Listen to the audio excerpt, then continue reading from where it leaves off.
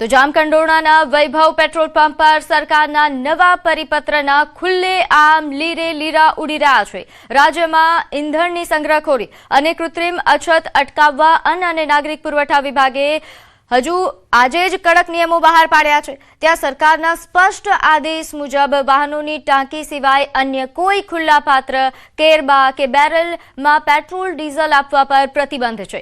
માત્ર ખેડૂતોને જ ખેતીકામ માટે ખરાઈ કર્યા બાદ વધુમાં વધુ 200 લીટર સુધી ખુલ્લા પાત્રમાં ઈંધણ આપવાની છૂટ છે।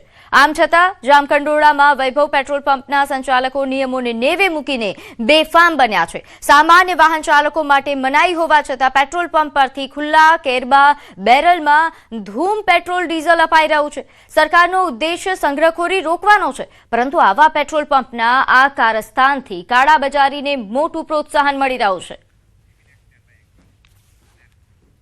તો પેટ્રોલની અછતની અફવાના પગલે હવે ઈવી ડિમાન્ડમાં આવ્યું છે। ઇલેક્ટ્રિક વ્હીકલને લઈને ઇન્ક્વાયરીઝ વધી રહી છે।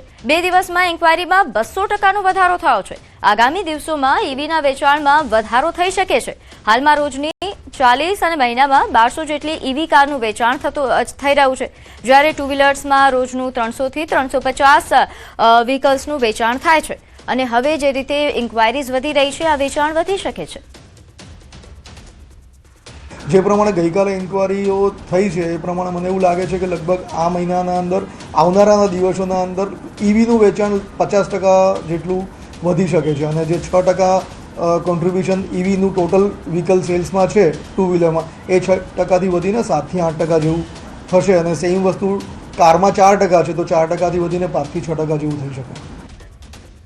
તો આ તરફ ખેડામાં પેટ્રોલ પંપ પરની ભીડ મુદ્દે પુરવઠા વિભાગે સ્પષ્ટતા કરી છે। ખેડા જિલ્લા પુરવઠા અધિકારીએ જણાવ્યું હતું કે જિલ્લામાં પેટ્રોલ અને ડીઝલનો પૂરતો સ્ટોક ઉપલબ્ધ હોવાથી નાગરિકોએ સોશિયલ મીડિયા પર ફેલાતી અછતની અફવાઓથી ગભરાવાની જરૂર નથી।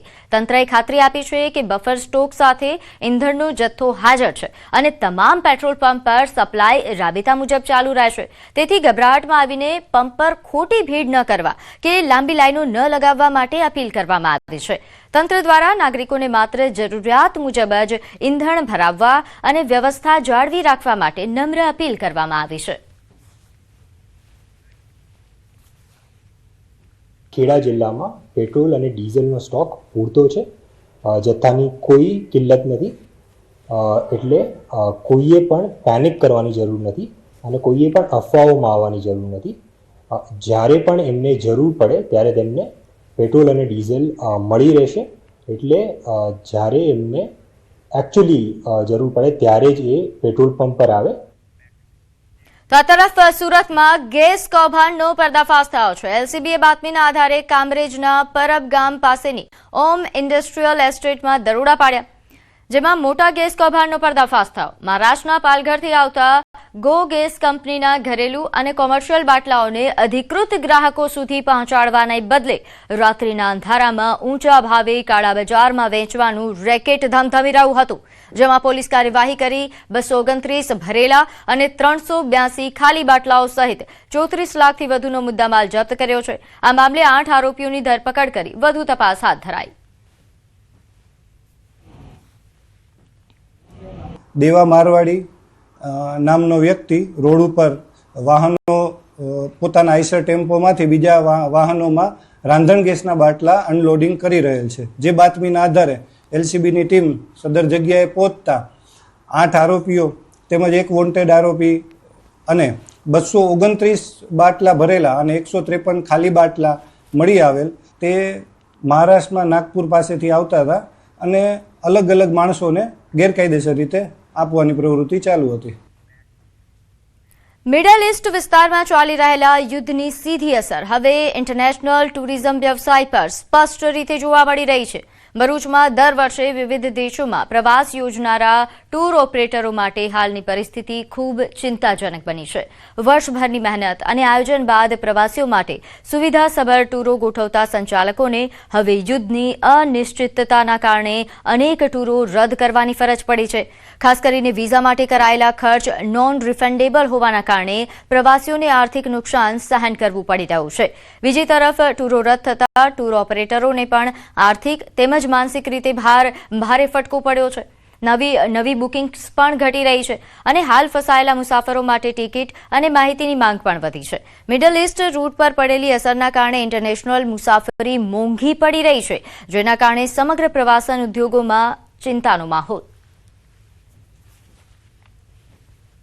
જ્યારનું યુદ્ધ ચાલુ થયું છે ત્યારની જે આ ટુરિઝમ બિઝનેસની અંદર જે ઇફેક્ટ આવી છે ટોટલી એવું કહી શકાય કે રોજે રોજ અમે નુકસાન જોઈ રહ્યા છીએ. લગભગ 20% વધારે ફ્લાઇટો શેડ્યુલ થતી નથી. ઘણા બધા ક્લાયન્ટ અમારા અટવાયા છે. ખાલી હું મારી જ વાત કરું તો અમે આ યુદ્ધ જ્યારથી ચાલુ થયું ત્યારથી લઈને આજ સુધી ઓછામાં ઓછું 70 થી 80 લાખ રૂપિયાનું નુકસાન કરેલું છે. તો અમદાવાદ ક્રાઇમ બ્રાન્ચે 2.48 લાખની નકલી નોટના કેસમાં મોટો ખુલાસો કર્યો છે. અમરાઈવાડી વિસ્તારમાંથી નકલી નોટો સાથે 7 આરોપીઓને ઝડપી પાડ્યા બાદ મુખ્ય આરોપી પ્રદીપ ગુરુજીનું નામ સામે આવ્યું છે. તપાસમાં ખુલાસો થયો કે નકલી નોટો બનાવવા માટે જરૂરી ખાસ પેપર એ ચીનથી મંગાવ્યા હતા, જેના બદલામાં હવાલા મારફતે 17,50,000 રૂપિયા મોકલવામાં આવ્યા. નકલી નોટોના ધંધામાં થયેલી આવકમાંથી 50% હિસ્સો આરોપી પ્રદીપ રાખવાનો હતો અને બાકીની રકમ અન્ય આરોપીઓ વચ્ચે વહેંચવાની યોજના હતી. આરોપીઓએ 1 લાખ અસલી નોટ સામે 3 લાખ નકલી નોટ આપવાનો સોદો નક્કી કર્યો. હાલ પોલીસે સમગ્ર રેકેટ અને બજારમાં ફરતી નકલી નોટોને લઈને તપાસ તેજ કરી છે. પ્રદીપ ગીરી જે યોગગુરુ જે છે તેઓના ઇન્સ્ટ્રક્શન મુજબ આ નકલી નોટો છાપવાનું કાવતરું ઘડી અને પ્રદીપ ગીરી જે છે એમને 50% અને સરખે ભાગે બીજા અન્ય આરોપીઓને વેચવાનું વિગતો બહાર આવેલી છે. જે ચાઇના ખાતેથી જે પેપર્સ જે સિક્યુરિટી થ્રેટ એમ્બલ કરેલા પેપર્સ જે ઇમ્પોર્ટ કરવામાં આવેલ છે એ પેટેના 17,50,000 રૂપિયા હવાલા મારફતે ચાઇના મોકલવામાં આવેલા છે. જેની કયા આંગળીયા મારફતે મોકલવામાં આવી હતી એની હજી વિશેષ તપાસ હાલમાં ચાલુમાં છે. સમાચારોમાં હાલ સમય થયો છે એક નાનકડા વિરામનો.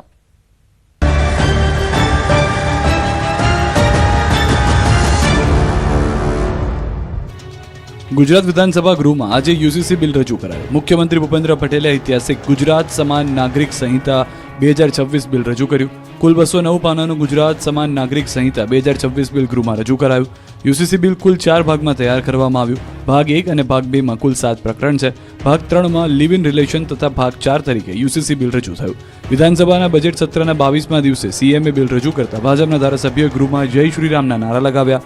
બિલ રજૂ કરતા સીએમએ કહ્યું કે સમાનતા, ન્યાય અને એકતાના રાષ્ટ્રીય સંકલ્પને મજબૂત બનાવીશું. બિલમાં લગ્ન, લિવ ઇન રિલેશનશિપ, છૂટાછેડા ઉપરાંત વસિયત કરી ન હોય તો તેવા સંપત્તિમાં માતા પિતા, બાળકો, પત્ની દરેકને સમાન ભાગ મળશે તેવી જોગવાઈ છે. આ બિલમાં વસિયત કરી ન હોય તો સંપત્તિમાં માતા પિતા, બાળકો, પત્ની દરેકને સમાન હિસ્સો આપવાની જોગવાઈની સાથે કસ્ટમરી રાઇટ ધરાવતા વ્યક્તિ એટલે કે આદિવાસીઓ પર યુસીસી લાગુ નહીં થાય તેવું પણ કહેવામાં આવ્યું છે. યુસીસી કાયદો લાગુ પડ્યા બાદ લગ્ન કર્યાના 1 વર્ષના સમયગાળામાં છૂટાછેડાની અરજી કરી શકાશે નહીં. તો લગ્ન સમયે ઓછામાં ઓછો એક પક્ષકાર રાજ્યનો રહેવાસી હોવો જોઈએ. લિવ ઇન રિલેશનશિપમાં રહેવા માટે નોંધણી